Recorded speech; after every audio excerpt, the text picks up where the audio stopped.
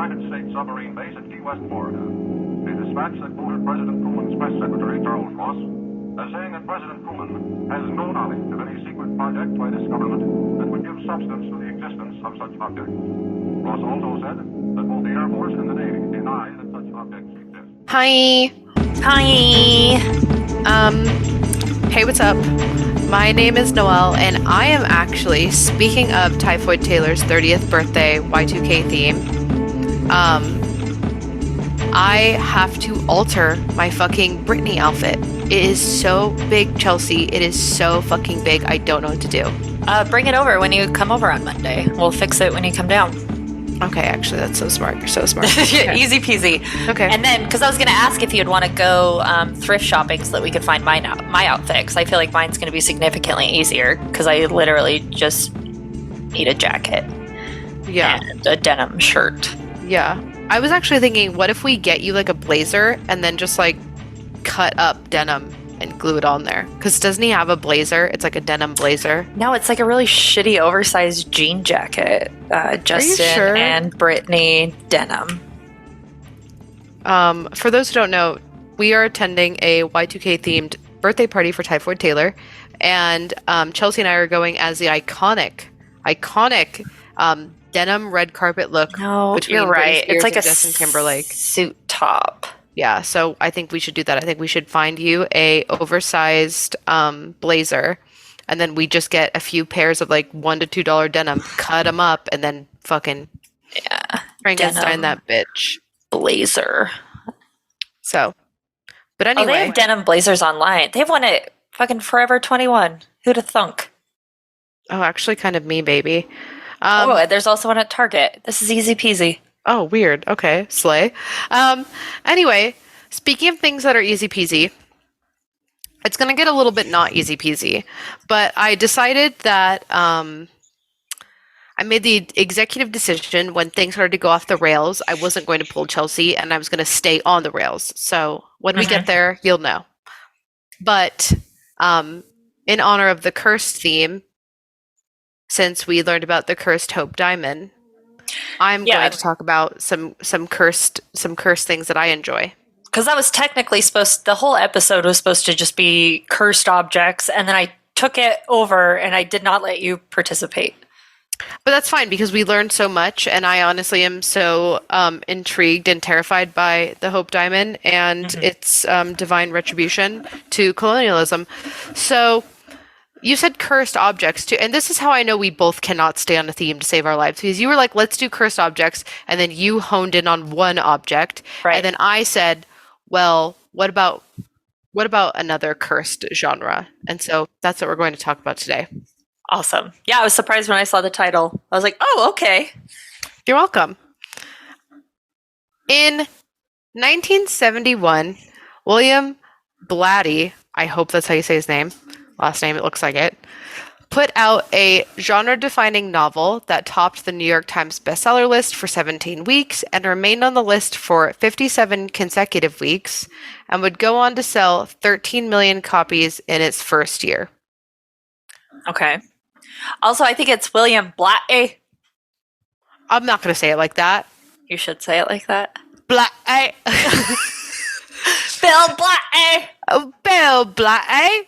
It's okay. This is just once again fueling my need for a fucking Peaky Blinders night.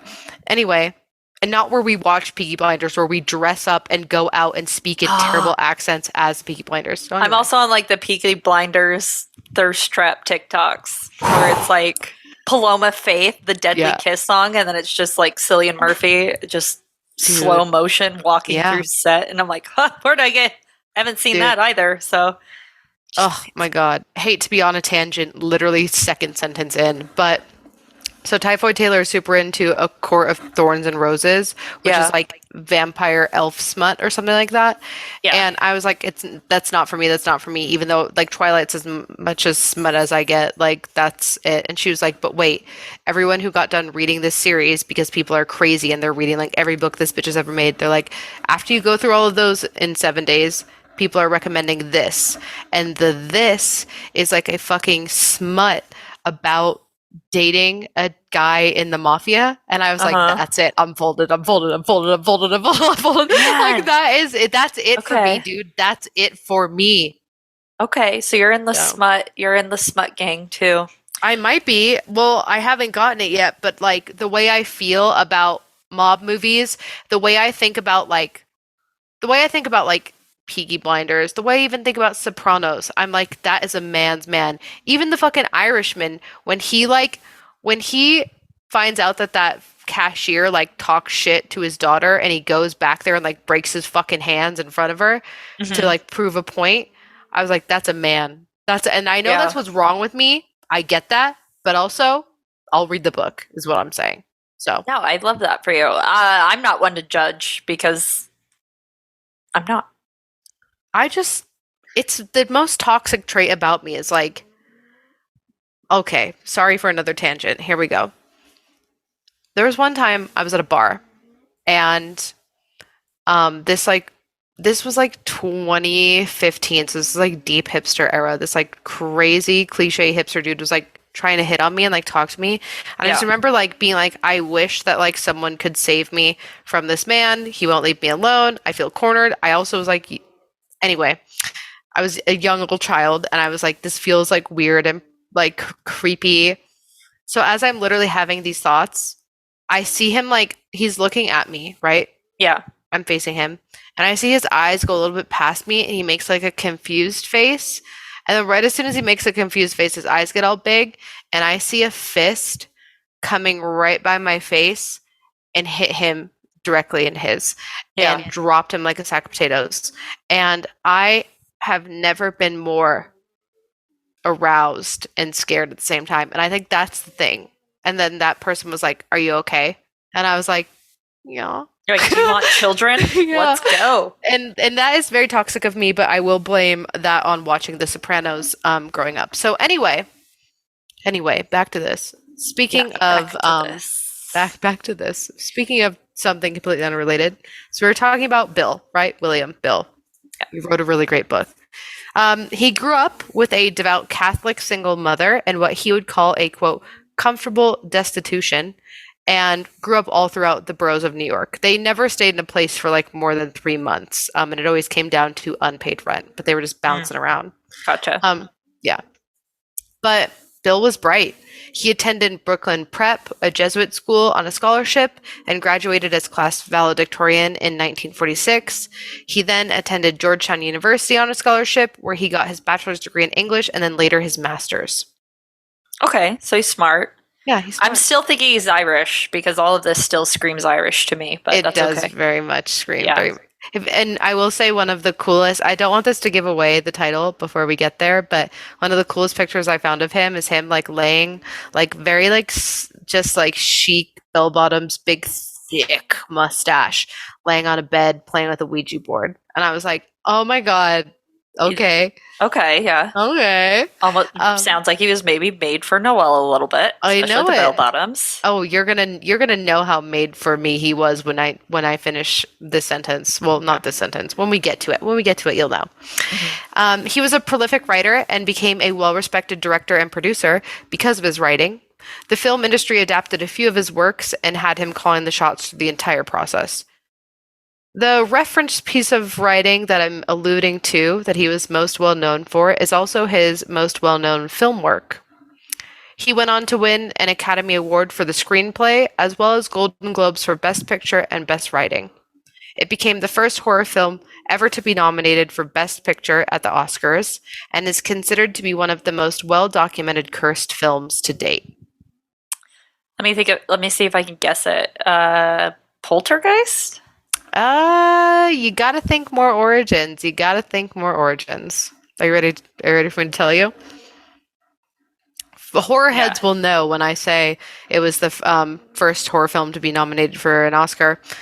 They'll know because from its beginnings, The Exorcist holds a lot of emotional weight, which some say is the reason why it carries so much negative energy. Okay. I had The Exorcist like at the back of my mind, but I just didn't say it. That's fine. Because I feel like I haven't heard of very many curses with The Exorcist in the same way that I have with Poltergeist. So I went for what I thought would be the more cursed film. Yeah, Poltergeist definitely has a lot of curses. I picked my personal 2 favorite movies, and like there's one specific thing that happened during like The Exorcist that makes me love it forever. And if Gotcha. that's the only thing that's true, then it's still my favorite cursed film. I'm ready to learn. Cool. Good. I'm fucking glad. So aspects of the novel, which were then adapted into the movie, were inspired by the 1949 exorcism performed on an anonymous boy known as Roland Doe, obviously name changed for privacy, by the Jesuit priest Father William S. Bodern. William, or Bill, our Bill, as we're now going to refer to him, the author and who worked on the film, were cordial. Changed the details of the case, such as the age, sex, location of the victim at the request of Father William. And as no surprise, Father Marin was closely based on the real-life Father William. Okay. Paul Monish, the producer of Butch Cassidy and the Sundance Kid, linked up with Bill and reached a $400,000 or $2.8 million in modern dollars deal that gave Paul 6 months to get a studio to commit to filming The Exorcist. He secured the bag with Warner Brothers for $641,000. I did not do the conversion on that, but you can figure it out. Yeah, more than $2 million. Yeah, more than $2 million. Bill recalled that Warner Brothers studio head John Cayley had been reading the book, The Exorcist, at his home alone in his bedroom and found his dog unusually unwilling to join him on the bed. And as we both know, dogs love being on a bed. And they know too much. And they know a lot about the devil. They sure do see it. He tried to drag the dog onto the bed, but the dog resisted vigorously. And when he finally succeeded and went back to go grab the book to finish reading, he noted that the Exorcist book was hot to the touch. Oh, spoopy. So the filming of The Exorcist was done over a 9-month period. Let's go over some of the instances that occurred. 2:30 a.m. on a Sunday morning, a fire broke out on set. The set of the McNeil house went up in flames, so obviously like Reagan's home. Almost the entire set. See, for whatever reason, Reagan's room was completely unscathed. Do you want to know it doesn't burn? Demons. Demons don't burn, baby. Demons don't burn. And they had to take 6 weeks off to completely rebuild the set. Wow. And another thing that I didn't put in here was like after rebuilding the set after the fire and they came back, the sprinkler system malfunctioned and ruined the set again. And I think it was like another 2 or 4 weeks they had to take off. So I would just be over it at that point. I'd give up. Right? I would have given up a long time ago.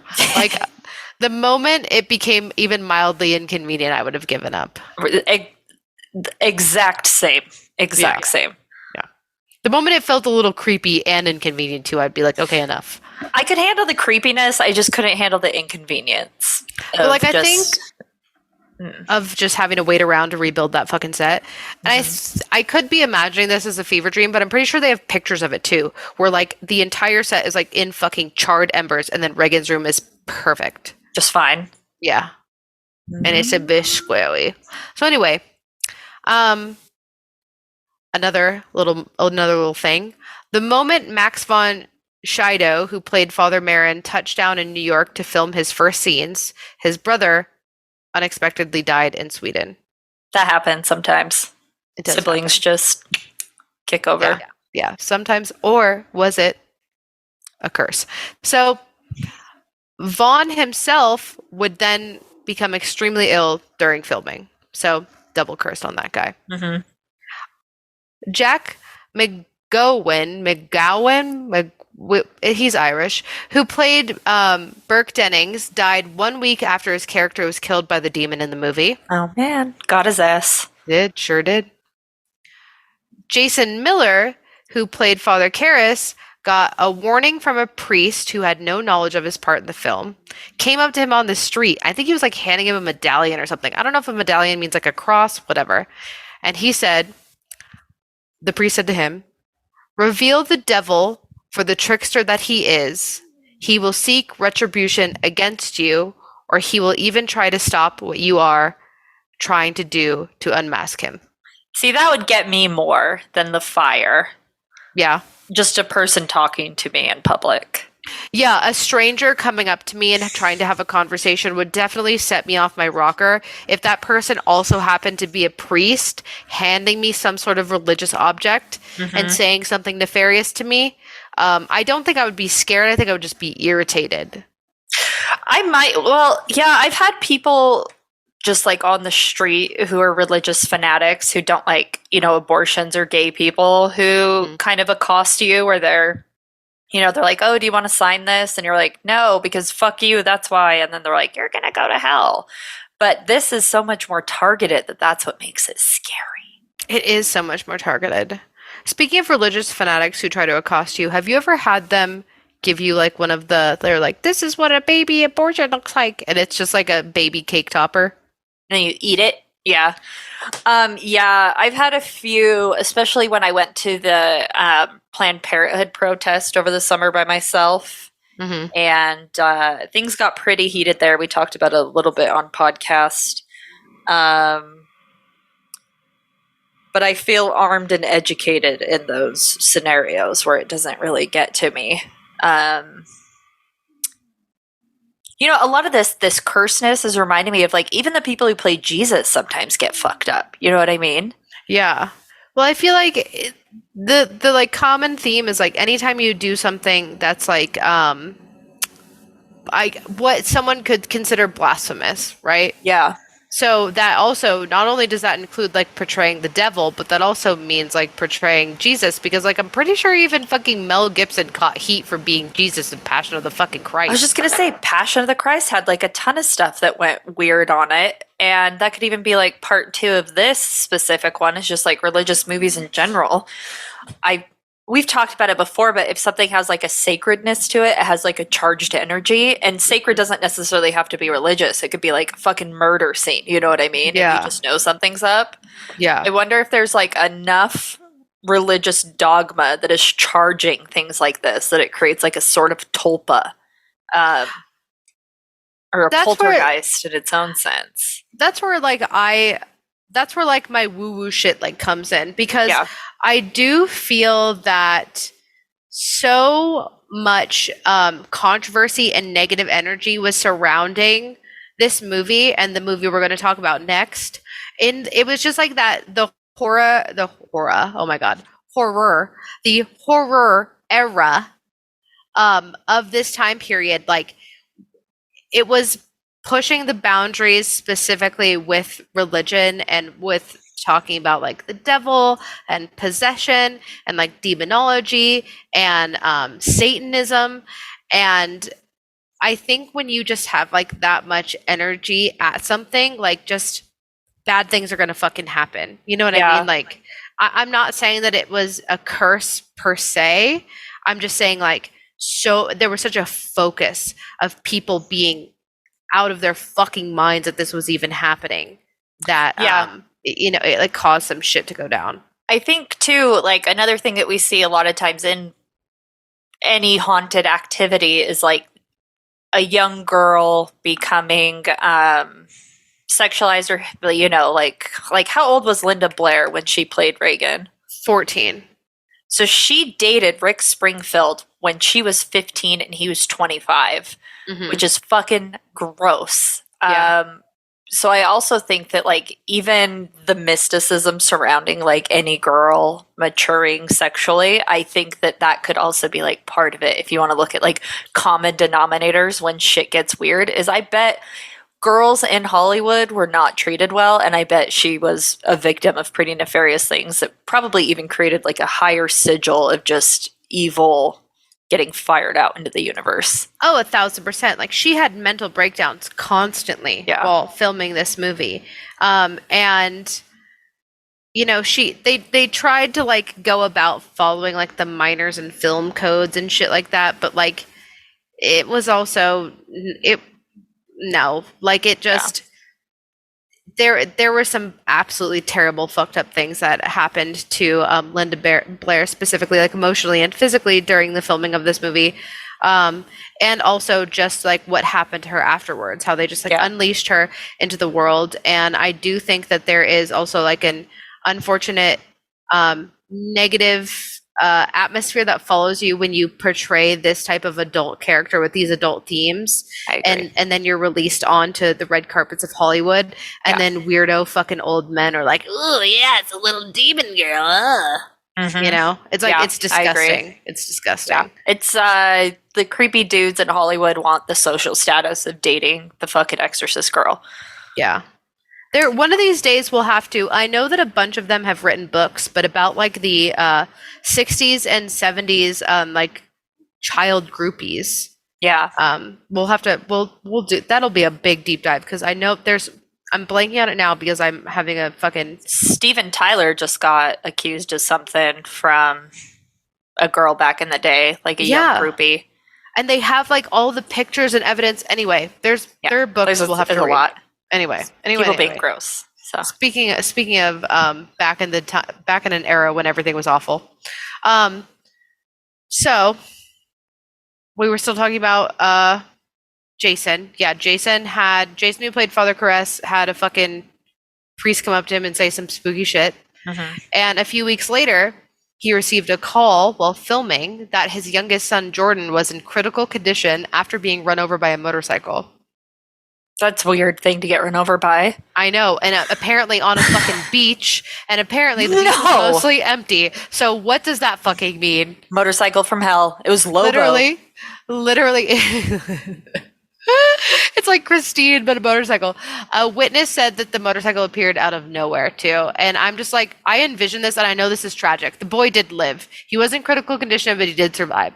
But I just imagine, like, this little boy, like, very 70s style, like, montage, flying a kite on the beach. And then out of nowhere, like, a fucking Ducati's just like, meow. Nicolas Cage's Ghost Rider. Johnny Blaze, like, does a stunt and then just runs down this young child. That is also a little bit sad, but kind of funny.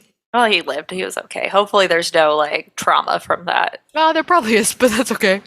Ellen Burstyn, who played Chris McNeil, experienced such a stunt fuck-up during the scene where she's slapped by Regan, she plays the mom, that she was left with permanent spinal damage and was hospitalized for weeks. And that scene, like that entire scene is in the movie still. Like when you see her fly up against, I think she like hits a radiator. Yeah, this one I knew about. This is the only one I've known about. Yeah, and they left that in the film. Yeah, they did like a really cheap like theater trick where they like you get hit and then they pull the rope and then it makes it look like you've gone flying. But they just like pulled her with so much force that she like broke her back. Yeah. Crazy. I know it. Also, just like the era of movies, like leaving in the accidents. Like sometimes it's cool, like when Leonardo DiCaprio cut his hand on real glass and kept filming that scene in Django. That shit was crazy. But then you get shit like this, where a woman gets her fucking back broken and is screaming and writhing in pain, and they're just like, "Keep it rolling, keep it rolling." Like, this is great, Ellen. Yeah, this is good. It's brutal. When fabricating on set in New York, one of the carpenters cut off his thumb, and one of the lighting technicians lost a toe. I feel like that's just the carpenters. I do feel like that, but they wanted to put in that they were also affected. Yeah, hopefully they got good insurance. Which I doubt it. Yeah, I doubt it. Ellen was also quoted saying, "Oh, you can read this, Chelsea. You read her quote." Wait, you skipped the last one, the 18-person crew. Oh, yeah, I did. Sorry. So an 18-person crew was sent to Iraq for the opening location shots, if everyone remembers. Temperatures rose to a record-breaking 130 degrees and higher. Could you fucking imagine? No. 9 members of the crew were hospitalized due to dysentery or sunstroke. Yeah, that's terrible. I think that's cursed. If I got off the plane and it was 130 degrees, I would be like, actually, this is a cursed movie and we should stop. Mm-hmm. I'd be like, I don't need the money that bad. No, I'll just find work here, doing literally anything else. Hopefully, staying inside and out of that. Yeah. So anyway, Ellen, again from above, who played Reagan's mom in the movie, was quoted saying this. I don't know if it was a jinx, but there were some really strange going-ons during the making of the film. We were dealing with some really heavy material, and you don't fool around with that kind of material without it manifesting in some way. There are many deaths on the film. Linda's grandfather died. The assistant cameraman's wife had a baby that died. The man who refrigerated the set died. The janitor who took care of the building was shot and killed. I think overall there were 9 deaths during the course of the film, which is an incredible amount. It was scary. Yes. That is scary. That is scary. And she was right. There were a total of 9 deaths between the cast and crew before the movie was even released. The Hope Diamond of movies, man. I agree. And it got so out of hand and the actors were on such edge that they had Father Thomas Birmingham from the Jesuit community at Fordham University exorcise the set. But it wasn't a technical exorcism because, as we know, as Catholic aficionados, that has to be approved. Yeah, he probably just blessed it. He did. He gave a blessing, and that blessing ceremony was attended by everyone on fucking set, from the actors to the technicians to the gaffers. Every single person who even walked by the set was there for that blessing. Was probably smart. I would have attended. Would you have attended that blessing? I know that you're... I'm not religious, but I would have attended the blessing just because I was like, we need to cleanse the energy, right? 100%. Yeah, I feel like no matter what you believe, when that shit happens, like, the things that people will grasp onto, I would... Yeah, it's just like, I don't believe in God and I'm not religious, but like, if I hydroplane, I'm like, Jesus, if you hear me. Yeah, right. So it's that same energy. 100%. So the father said that nothing else happened on set after the blessing, but around that time, there was a fire at the Jesuit residence where he lived. That was a warning. That was like the equivalent of getting like, you know, the mob sends you a severed horse head. This is being like, back up. This is a horse head from hell. Literally. In the form of fire. Literally, they were just like, hey, the Lannisters send their regards, and then lit a fucking, I don't know what you call, it's like a coven for male priest. What do you call that? What do the male priests live in? Monastery. Yeah, there you go. So besides the fire, there were also unexplained, because essentially the fire at the priest habitat was their enclosure. The priest enclosure, the priest zoo. So he was right. Like, after the blessing, there was nothing on set, but it just kind of like moved. The energy literally just moved. So we had the fire at the priest habitat. And then when they were editing the film, there were unexplained double exposures of a little girl's face. And they have no idea who that little girl was, and they have no clue how it happened. And it happened like in the middle of the film. And everyone was just like, what the fuck, and creeped out. Do they have pictures of that? I'm looking it up. I'm not sure. I didn't go looking for it, surprisingly. I didn't want to be haunted by the images of a All I'm ghost getting girls. is I'm not seeing any. All I'm getting is like the demon face. You know, the one that looks kind of like a vampire with the teeth. Yeah, what's his name? Like Pazuzu or something? Pazuzu? Right? Pazuzu, there we go. I was thinking of like, what's that pasta? Pazzoli. I was thinking Zaboomafoo from that fucking kids show, the lemur. R.I.P. that lemur, you know. One. I don't know how long they live. Maybe he's alive. Maybe they live 30, 40 years. I don't know. I feel like I read something. But anyway. After the film opened on December 26, 1973, reports of people in the audience fainting and vomiting during the showing started to come out. Yeah, my mom told me that. That was like something that I heard my mom telling me. I mean, like, even when I like rewatched The Exorcist and that part where she's like fucking herself with the crucifix. Yeah. If I was even a remotely religious person in the 70s, in the early 70s too, I would have probably like clutched my pearls. I could see it happening for sure. Like, that was pretty graphic. It's still to this day. Hella graphic, yeah. Pretty fucking graphic. Not only the fact that it was a 14-year-old girl in real life and depicted in the film, and she's like brutally, gruesomely, like shoving a crucifix like in her coochie and screaming like about, you know, like your mother sucks cocks in hell. Like, Yeah. that's crazy. I love that shit. And I'm even like, that's crazy. That's crazy. It's so cemented in pop culture too, which is insane because there's a season of RuPaul's Drag Race where one of the queens says like, your mother darns socks in hell, and you're like, oh, I know what that is. It's fucking RuPaul's Drag Race. So imagine being like a 70s housewife and seeing that on the big screen. Yeah. My mom told me about like a lot of the legends of The Exorcist, you know what I mean, and how it was scary and people fainted. So I had her. We did like a mother-daughter hangout day, which we didn't do very often, unfortunately. But I was like, let's go see The Exorcist Origins. Weird. Bad for us both. Yeah. Bad for us both because that's vile. And I remember just like looking at my mom like, I'm a child. Why would you let me make this decision? And my mom just being like, what have you done? But yeah, we were uncomfortable the whole time.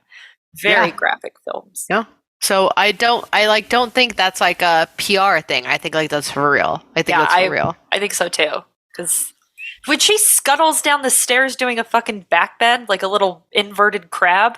Yeah. Got me so good. And I saw that for the first time, I think, when I was in high school at a sleepover.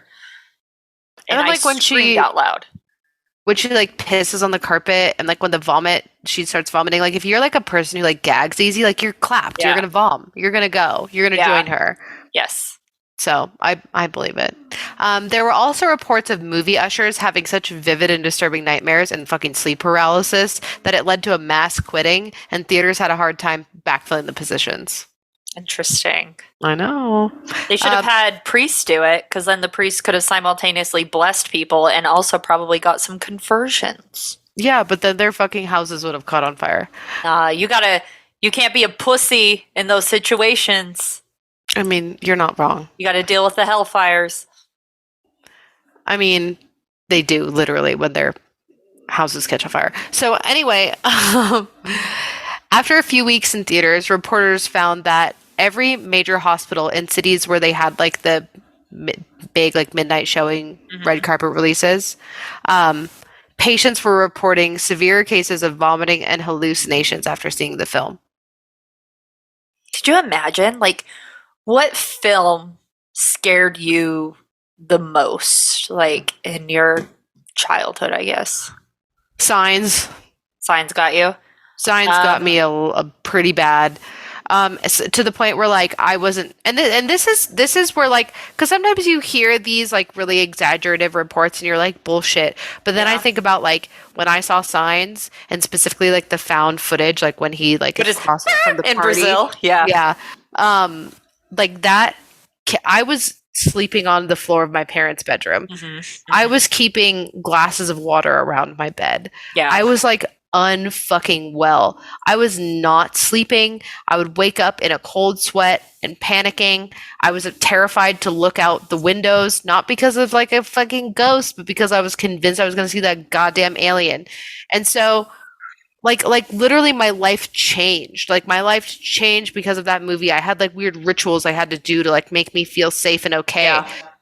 So imagine, and that's just a fucking alien. Imagine the deep roots of religion and then seeing this, like what that's got to fucking do to you. I think it got me when I was quite little because that's just a scary movie. But then I watched it again as an adult and I was like, this is fucking dumb. I think The Grudge and The Ring got everybody. But you want to know what one really messed me up? I was in high school when I saw this and I was at a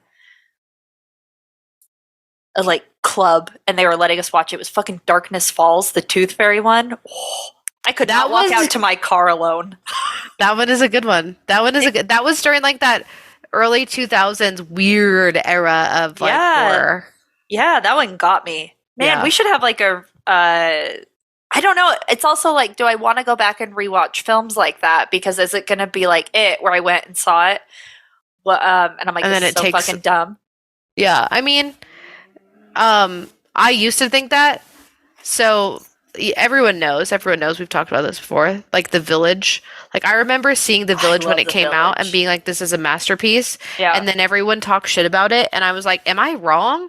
And then I rewatched it again like a few years ago, and I was like, "I've never been more right about anything in my life." Yeah, This The is a Village is fucking masterpiece. good. The Village holds up, and I will defend that movie. There, I know that it's like a meme now to say that like M. Night Shyamalan sucks, but the stuff that he's given us, Signs, The Village, Sixth Sense, Hmm. he deserves to have some misses, of which I will forgive him for. Like The Lady in the Water, whatever was dumb. Or like The Beach Avatar. That Makes You Get Old. Yeah, and it's like, you know what? At least he's trying to make something that's new. And he's not, as much as I love superhero films, it's like, at least it's not a superhero film, and at least it's not a remake of a classic. A fucking man, dude. I'm right there with you. So, God, The yeah. Village was so iconic. It still is. Yeah, and we need to protect those spaces in pop culture. Yeah, they need to make money and be created too. So, anyone wants to talk shit about M. Night Shyamalan, specifically The Village, you can come fist fight me. Yeah, look Noelle up, pay 99 cents to find out where she lives, and come Yeah. fight her. You don't even have to pay. Just message me and say I want to fight about it, and Just I'll tell DM you. the podcast, and she'll Yeah. drop a pin.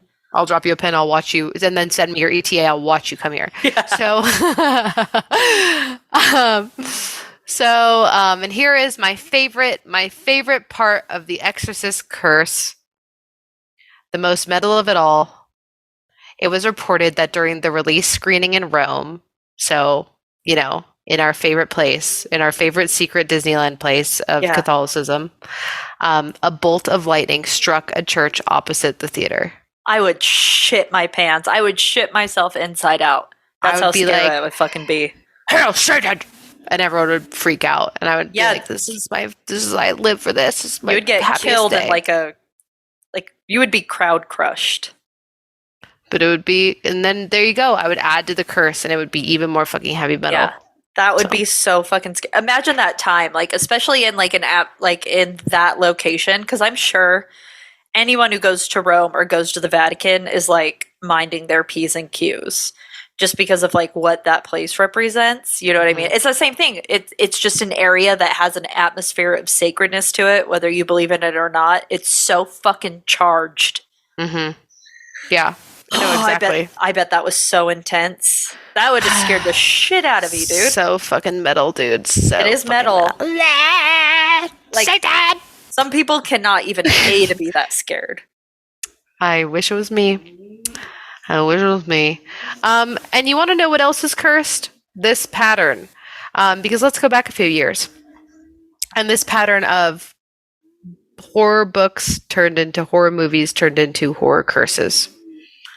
So in 1967, Ira Levin published his second book. It sold over 4 million copies and was the best-selling novel of the 60s. It was quoted as, start quote, one of the most perfectly crafted thrillers ever written, end quote. He had already sold 2 TV scripts to NBC, so it was no big surprise when his second book, the one we're talking about above, Rosemary's Baby, took off. What was his first book? I'm curious. I've looked it up, but I don't remember. Ira Levin, first book. To give Rosemary's Baby is A Kiss Before Dying. I've never heard of that before either. Rosemary's Baby, the best depiction of what a possession actually is that we have in pop culture. Oh, I would agree, and you're going to kind of figure out why. This is a quote directly from a Vanity Fair article where they interviewed Ira about Rosemary's Baby. Feel free to read it, Chelsea. Yeah, so in 1965, struggling as always for his next big idea, Levin looked no further than his pregnant wife in their New York apartment. He plopped every would-be parent's feelings of anxiety atop an imminent historical moment. June 1966, or 666, aka the number of the beast, as predicted in the New Testament's Book of Revelation. Religious counterculture was already swirling. The Church of Satan was soon to be established in San Francisco, and in April 1966, Time magazine had just famously asked on its cover, "Is God dead?" Levin went even darker. What if he took the birth of Jesus and turned the whole tale upside down? What if God was not only dead, but the devil lived? You want to know what's crazy on the flippity flip of this? I graduated from high school in 2006, and my friend's mom took us to Disneyland. and we went on June 6th of 2006, and someone wrote 666 in the sky with like, they hired an airplane to do the cloud writing, and they did 666 like in the omen, like the birthmark. Mm-hmm. I'm so fucking scared, man. I'm so fucking scared. Oh, it's scared of the religious trauma. Yeah, it got me. That is so, once again, all these super metal things happening to everyone else besides me. Yeah. So, a year later, a film adaptation was in the works to be directed by Roman Polanski. Yeah, that fuck. So let's go down the list of events. The movie's composer, Komeda, after completing the soundtrack, which, by the way, if you listen to the Rosemary Baby soundtrack, is spooky scary, was roughhousing at a party when he fell off a rocky plateau. That's some serious roughhousing. Some of this stuff is so contrived. It's contrived, and then the fact that it exists in the real world, I'm like, there's fire here. There's not just smoke. And when he fell off of that fucking rocky plateau, he also fell into a 4-month coma that he never regained consciousness from. Oh my God. And, spoiler alert, the slipping into a fucking 4-month coma and never regaining consciousness and dying is also how the witches killed Rosemary's friend in the book. Yep, of course they did. Of fucking course. So that's creepy, dude. I know. Creepy. Producer William Castle received so much hate mail that it got him sick enough to be hospitalized. And while in the hospital, he hallucinated scenes from the movie and yelled, quote, "Rosemary, for God's sake, drop the knife." Yeah, he's being haunted by his own demons at that point. That's scary, too, though. He did recover, but he never made another film in Hollywood. That's so crazy. Imagine receiving that much hate that you have to go to the hospital. Yeah, he had like fucking kidney stones. He was so stressed about all the hate that he was receiving. He had such horrific kidney stones that he had to be hospitalized for it to pass them. Isn't that fucked? That is so insane. Yeah, also, that's of scary. all the things to get fucking kidney stones. Yeah, that's the cherry on top of just... Yeah, that is the devil's workings. That's the devil's cherry, is a kidney stone. Yeah, that's as close to giving birth as men will ever feel, so... Uh-huh. And if any names have stuck out to you here, you, the collective you and we, it's probably Roman Polanski. Yeah, we hate him. We hate him. We hate him. But there's something that's going to happen. Yeah. Because of him. During the filming of Rosemary's Baby, he and his fiancée, Sharon Tate, relocated to Los Angeles. Apparently, Sharon had tried for the lead role, but Paramount ended up casting Mia Farrow. Mm-hmm. You can see Sharon Tate in an uncredited background scene of a party in the film, if you want to. I did not know that. Yeah. It's spooky. Again, if names are sounding familiar, it's because the true apex of this cursed film about birthing the Antichrist happened on August 9th, 1969, when Earthbound Antichrist, Charlie Manson, instructed his followers, or the Manson family, to commit a series of murders across Los Angeles, stating, quote, "Go to the house and totally destroy everyone in it. Make it as gruesome as you can." Now known as the Tate LaBianca murders, 6 people were killed, including an 8.5-month pregnant Sharon Tate, whose unborn child also died as a result, and her friends Jay Sebring, Abigail Folgler. Chelsea, I think you've got this name. Wojciech Furkowski? I have no idea. And Stephen Parrott. That sounded good. You want to know what? Also, Mia, not to interrupt the Manson family, but Mia Farrow also had a shitty life because her husband married her kid that they adopted together. Yeah. Nasty. Yeah. And also, the reason why everyone fucking hates Roman Polanski is because he's also a fucking weirdo pedophile. Yeah. Who's currently like in the UK or somewhere where he won't be charged for his crimes. Yeah. Literally cursed energy, literally cursed from the beginning. Mm-hmm. So the following evening, the Manson family also murdered supermarket executive Leno LaBianca and his wife Rosemary at their home in Los Feliz. In the house that Sharon and Fuckface owned, Sharon pleaded to be allowed to live long enough to give birth and offered herself as a hostage in an attempt to save the life of her unborn child. But both Susan Atkins and Tex Watson stabbed Tate 16 times, killing her and her unborn child. According to Tex, Manson had told the women to, quote, leave a sign, something witchy. Susan wrote pig on the front door in Sharon's blood. Which is a weird choice for, that's horrific, but that's not what I would have gone for if someone told me to leave something witchy. I would have done like an inverted cross. Yeah, and apparently, Susan Atkins would like go on, and I'm totally paraphrasing because I haven't like read about the Manson trial in a minute. But one of the Manson family members, I think his name was like Bobby, was currently in prison for like another like murder that had happened, and he had written something in blood about like the cops, like calling them pigs or something like that. And so she claims that she specifically wrote that to try to make it seem like the murderer was still out there and they had wrongly convicted him. That makes more sense. Yeah. But that's not witchy. That's not witchy. So can't follow basic instructions. I mean, leave it to the Manson family to be fuck ups. So, didn't some of them just get out, or are they in there forever? I know, I know some of them were going up for like parole again. Like, maybe that was it. Something Fraun. She got the weird name. But I thought they were like still getting denied parole. I can't even believe they're up for parole. Squeaky Fromm was who I was thinking about. She was paroled. Yeah, Squeaky Fromm was paroled in 2009.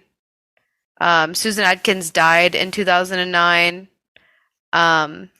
Tex oh my god, I can't. Tex Watson, Jesus. He was put on death row. I don't remember if he died because of that.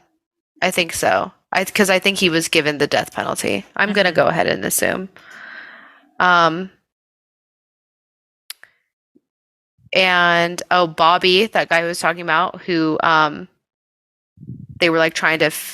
That's what they're trying to do with like the pig and blood to like get him released. He was denied parole in 2019. So that's good. Leslie Van Houten. She is, what is it? Sentenced to 7 years to life in prison. Leslie Van Houten. Yeah, I don't. Man, who was it? I can't fall down a Manson hole right now. Yeah, that's fine. You don't have to. Someone, I feel like some of them did get off on parole. Obviously, like Squeaky did, but I feel like someone did come up recently. I feel like that too. I kind of stopped following after Charlie died. I never followed it too much. I think I did like a deep dive once, and then that was it. And then I never did it again. Yeah, I think like for me, the Manson murders obviously were like horrific because they tied into this like Hollywood, like the dark Hollywood story. Yeah. You know, like with what happened to Sharon Tate. And what I was referencing when we first started this episode was like the brutality in which everyone was murdered. I was not going to go into that. If you want to hear that, you can listen to the last podcast episodes on it. It is some of the most gruesome shit you'll ever fucking hear in your entire life. But that's not the point of this. The point of this is to talk about how fucking cursed all these motherfuckers were and how cursed these fucking movies are. And the most unfortunate thing is that there are motherfuckers throughout both of these movies, right? Like in The Exorcist, hey, maybe let's not break a fucking woman's back to get a shot. Or, hey, maybe let's not traumatize a 14-year-old child for a fucking movie. And, of course, with Rosemary's Baby, like, great. One of the best fucking horror films of its time is directed by known pedophile creep Roman Polanski. And it's also connected to, because, like, the movie was still in theaters showing when fucking Sharon Tate was murdered by goddamn Charlie Manson. And it's like, here, with all that fucking bullshit, trauma, curse fucking energy, these are still two of the best fucking movies to ever exist, ever, period, Yeah. point blank. And it almost is like they had to be this cursed. Like, of course, like they changed the trajectory of pop culture as we know it. They really did. Like, they are powerful films. Even if you haven't seen them, even if you have no desire to see them, like, you're still impacted in some way by, like, the ripples that their effect has had. No, 1,000%. I mean, Rosemary's Baby in particular was blossoming at the same time as, like, Anton LaVey and the Church of Satan. Like, this was the pop. It's crazy. It's to be a fly on the wall during that moment in time. We just don't have anything like that because it was all happening here. The extreme culture breaking, society defining moments of pop culture, film, literature mixing in with like everyday people, like that blend, that clash, like it all happened here at this time. So that's why now we can have some gruesome, gory, blasphemous Exorcist movie debut in a summer flick and no one fucking bats a goddamn eye. It'll never be this. It'll never be this moment ever again. And it will never be like the first of its kind again. Like now we're used to it. I don't think somebody could do Rosemary's Baby and give it the same pop, or I don't think someone could redo The Exorcist and give it the same pop because they've tried and they can't. Yeah, they went as extreme as they probably could, and now it's like we're desensitized to that. Yeah, they went as extreme as they possibly could. They were genre defying. They were pushing what was accepted and okay, and also they were just taking a little finger lick to the wind to figure out what direction to blow as far as cultural moments. The fact that Rosemary's Baby came out when it did during like one of the first rises of satanic panic, that borderline fucking incredible, historic. You can never replicate that. It had great timing. Yeah. So there you go. There are 2 cursed movies that I love. I learned so much, and I am slightly terrified to continue the rest of my day. Well, you know what'll help that? Watching The Exorcist. Or you can uncurse your day by going to the link tree in any of our bios. I'm at Noelle Fain. That's at Sithlard. We are at Go to Hell Podcast. And that you can find a link to our Patreon. $1 gets you in. We put out episodes every week. It's fucking tight. You sign an NDA. Don't talk shit. I have a little bit of a mental breakdown moment, and Chelsea snaps me right out of it. Yeah, I had to bring you back down to earth there for a bit. Thank God. It got dark for a moment. You can also find a link to Kelly Holloran or at Wild Wood Owl's Etsy shop, where she makes all of our cool shit, including the super sick Furby art that she made of Chelsea and I. I cannot express how adorable those are. Also, how identifiable they are. If anyone needs custom art, go to fucking Kelly, because how did she take 2 fucking Furbies and make them literally us? Literally, police lineup, you could have picked those out. I've never looked better than in Furby form. I will agree with that as well. I feel that on a spiritual level. You can also find links to our Discord channel, our Facebook group, which I don't know, get off Facebook. And I don't know why you'd need it, but if you do, you can also find links to listen to us. But you're listening to us now, so that doesn't seem like it's a problem. Maybe so you can send the episodes to your grandma. Yeah, maybe that.